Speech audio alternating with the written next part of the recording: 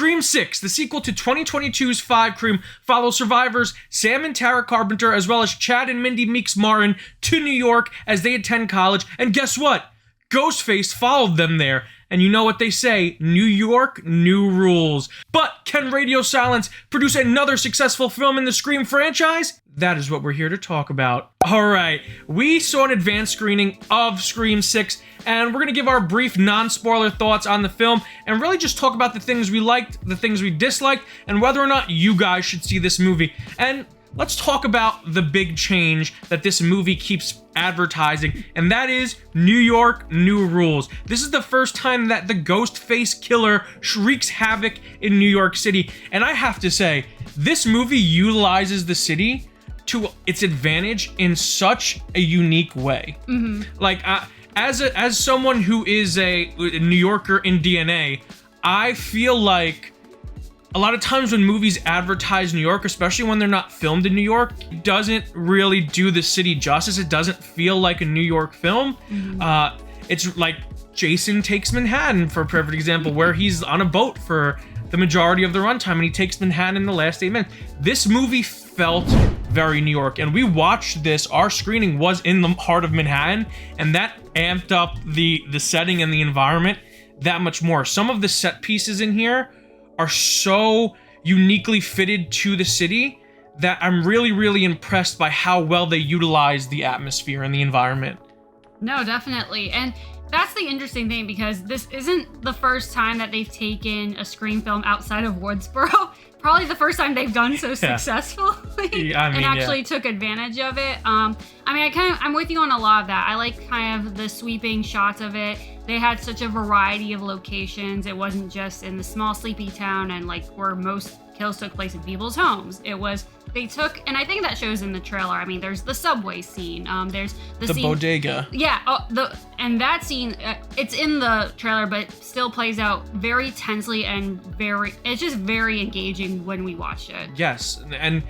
But since you brought up the trailer right now, I will say that we felt like, even though you felt like you saw the majority of that scene in the trailer, there's so much more to it. They did such a tremendous job advertising this film. So many of the secrets and surprises and shocking moments were saved that it felt so refreshing going into this knowing so very little about the final product. Yeah. And that was really, really cool. And that's my biggest thing, is that I felt with the trailers, they showed us a good amount on what to expect. And I mean, like the bodega scene, the subway scene, where I almost was wondering, like, okay, like, is this everything? Is there gonna be surprises left? There's a lot of surprises left. Not only are those two of many set pieces during this film, but you don't know when they're coming.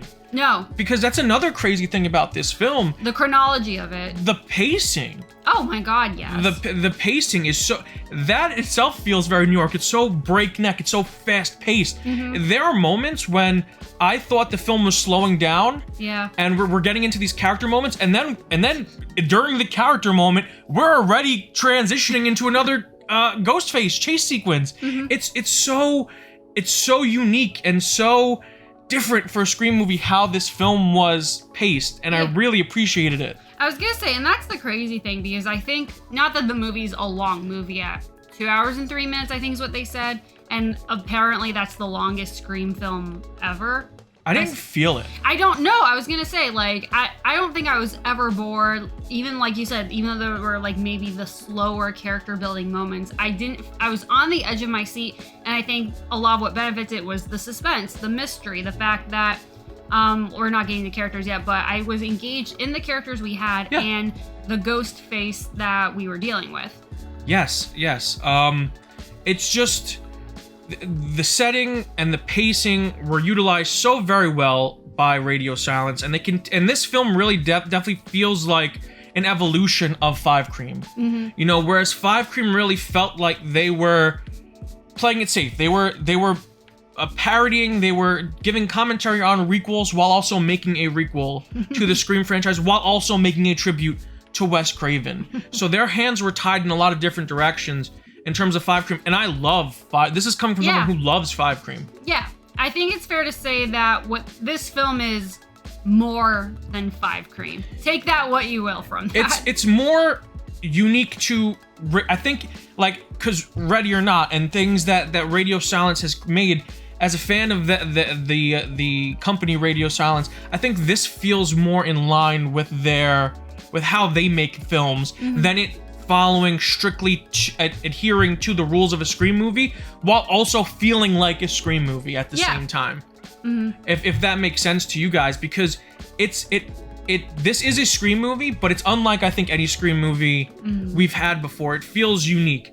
I mean, that's not to say that there aren't problems with it, but I did very much enjoy a lot of the things that they were able to bring to the table this time, and especially in terms of while we're on directing and setting, just how the kills were done. Like they play with not only the setting and the environment of New York, but also the fact that you're in a city of millions and millions of people, and things happen and people just don't bat an eye. Like people just don't even know. There's so much going on. There's so much, like there's so much stuff that your brain has to interpret going on around you. I think it's even fair to say, like, there are characters who maybe take that for granted at times. Absolutely.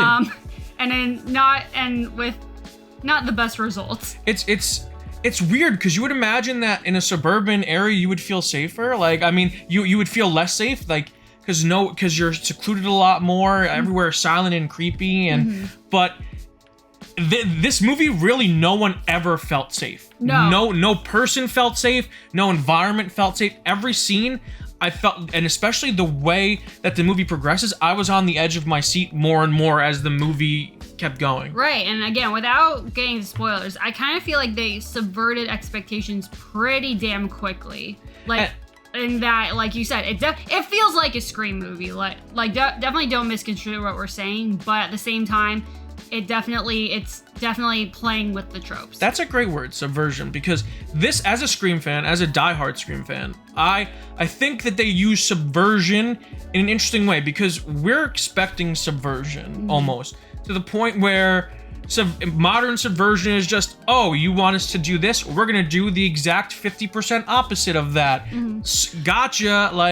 But this movie felt like they subverted things that we didn't expect them to subvert, or did it in a way that we weren't expecting them to. So it's not real. It's subversion, but for the sake of keeping the audience guessing and keeping the audience on their toes. And it felt genuine to the tone of Scream as a franchise. Yeah. Like it played with expectations, but in a way that still felt very genuine to the vibe they were trying to portray. It was subversion, but not for the sake of subverting. Yeah, it wasn't like, nothing felt cheap.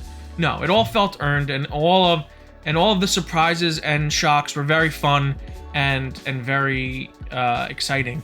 Speaking of exciting, the opening scene. Yeah, we'll call it. That's all we're calling it. The opening scene, because we really don't want. The opening scene in itself is so fun and so tense and so full of suspense. It is probably my favorite since the Casey Becker opening of the original. And I think I can say pretty earnestly, there is nothing like it. Nothing like it.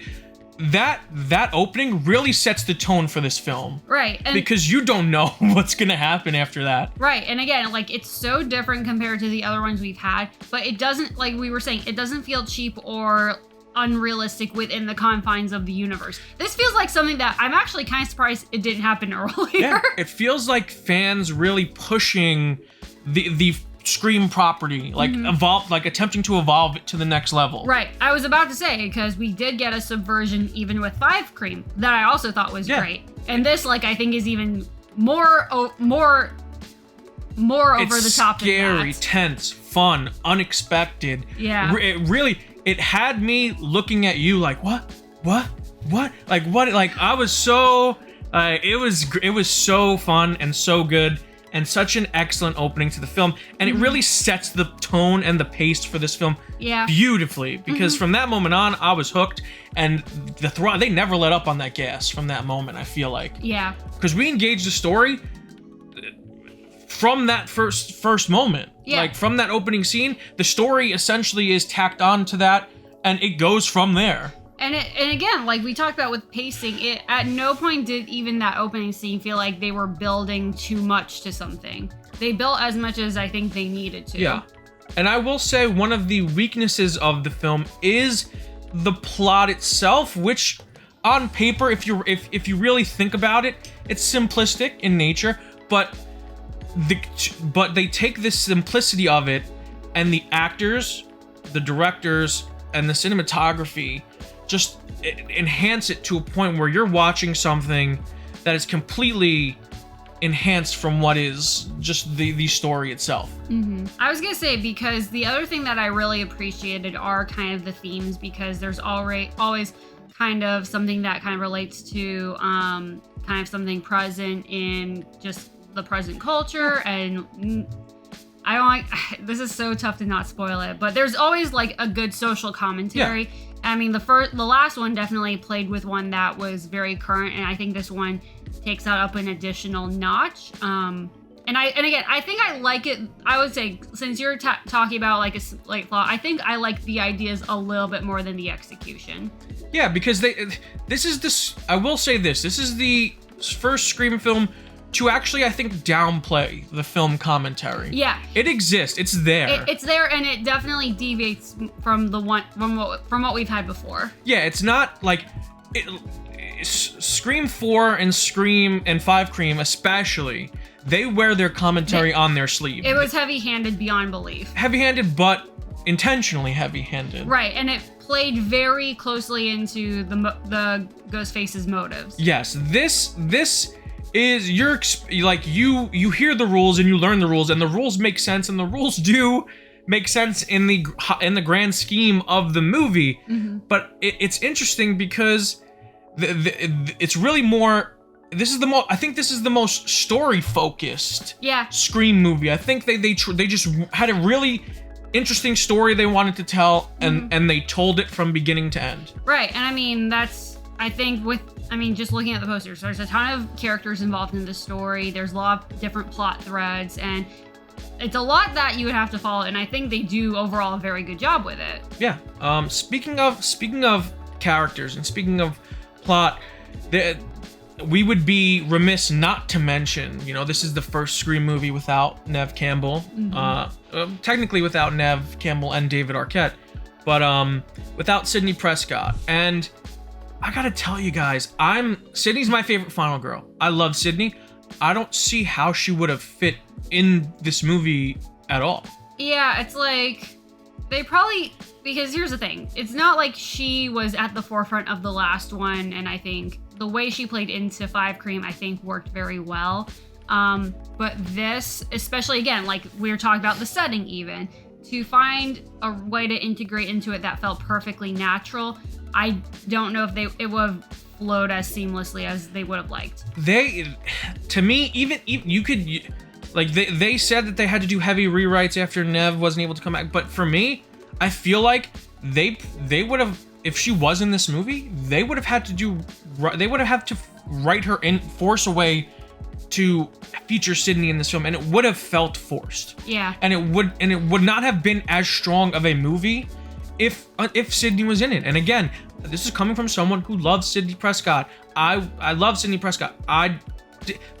Saying that, I did not miss Sidney Prescott in this movie. And here's the thing you also consider is part of the way she was the way she was integrated in the last one is she had to get back to Woodsboro to get involved in the mystery. Yeah, they had to kill Dewey just to get her involved in the last one. And I don't Spoilers for 5 Crew. And I just don't really see a natural way they could have done so in this movie without basically repeating that all over again. Yeah, it's which wouldn't have necessarily been terrible, but it would have definitely been repetitive. Yeah, I just really don't think that Sidney was needed here. And if they leave the door open, if she wants to come back, there's no reason that she can't. But for this particular story, I think that it's not a problem that Neve is not in this one, and Sidney deserves some time off. And honestly, and I don't say this as an insult to Neve or the character, I was completely fine with it. At no point was I like, damn, this sucks, I want her to be here right now. Absolutely no. Yeah, but let's talk about the characters that were in this movie, because I think the cast was really strong in this one. Everyone definitely evolved or created new layers to their characters from 5 Cream for this film. I think the standouts for me personally were Mason Gooding as Chad and the internet's favorite queen, Jenna Ortega, right now. I think they were both really, really strong. Melissa was strong as well. But I think that Chad and Tara specifically, they definitely had arcs that they wanted to tell. And they really went on a journey through this film. Yeah. And both of those actors did a great job of portraying the trauma that both of those characters feel and the wants and desires of those characters. No, definitely. I echo what you're saying with both of them, especially because they had a lot of character development. They had paths that they were going in the direction of, and in ways that did deviate from Five Cream. So it wasn't a case of like we're doing the same thing over again. Like you said, we saw layers, we saw different aspects of their personalities. We know kind of what they both want going forward in life. She's playing kind of a similar role to the last one, but I still love Jasmine Savoy Brown. She's great. I think she's great. She's fantastic, and she's still the fun, like talking about the rules and the tropes of horror movies and what kind of film they're in. She's great. And Melissa's great. The only reason why I wanted to single out Tara and Mason is because I think in Five Cream they were the two that were sidelined out of the core four. Yeah. I think Melissa especially Chad. Yeah, Melissa and Jasmine really got to shine. They were the breakouts, I think. I mean, Melissa essentially was the star of Five Cream. Yeah. Oh, she unquestionably was. While Jenna Ortega was sidelined a little bit more during that movie because of what happened to the character. She, in a sense, was, and everyone is to a certain extent, she was a victim for most of it and incapacitated. And she gets to evolve in this movie as a person, as an actress, as a character. We get to see the steps that both Jenna Ortega and Tara took since Five Cream. It's only been a year ago, but huge improvements overall. Not that she was bad in the first one, but she's even better now. She's Wednesday, guys. she's TikTok famous now. This cast, there's so many great people in this cast. But we got to talk about the returning Scream Queen, Hayden Panettiere as Kirby. She's great. Both Kirby. The reason why I also don't single them out is because Courtney Cox and Hayden Panettiere are both extremely great as Kirby and Gale Weathers, respectively. Gale has a lot more to do in this movie than she did in Five Cream. And honestly, that's probably a highlight of the film for me. I mean, in general, Courtney is always great in these films, but there's definitely a scene with her that to me is an absolute standout scene. Oh, she kills it. This is Gale Weathers, 100% Gale Weathers mode in this movie. Right, and again, I think what's great with what they did with the film is she's the only member of the original trio who's in it, and it doesn't feel distracting. The way that she's integrated into the plot, I think, makes total sense. Absolutely. 100%. It's natural. It feels natural. And she does have a very good dynamic with the rest of the cast, and I would even say especially Sam and Tara. Yeah, I mean, Gale lives in New York. They're going to college, and it would feel weird if she wasn't involved somehow in this movie, right? And she's still Gale. Yeah, and she's still galing it up, still doing her Gale Weathers thing. It's great to see Hayden Panettiere back. She took some time off to take care of herself physically and mentally, and to invite the character of Kirby back into the Scream franchise after that nice little Easter egg in Five Cream where we found out she was still alive, and to catch up with her after all these years. We do get some nice tender moments in this movie where she kind of gets to touch on her past and her past involvement in the previous Woodsboro attack from Scream 4. And I really like that. And I really just love seeing Hayden Panettiere back in this franchise. Such a welcome addition to this cast. She's really, really great. No, and I think that, again, like we've said it ad nauseum already, but I think the way she integrates into the story makes sense. It's not, oh, hey, here's another legacy character, but her role in this, I think they do really well, and her actions all make sense and feel true to the character they established in Scream 4. Yes, and I just want to give a shout out to Josh Segarra, because he's my boy, and I think he's charming and funny as hell in most of the things he does. He's great. He was great in Sirens and Arrow and Chicago PD and all the other things that he's been in. And he's great in this film too. So I just wanted to shout him out as well.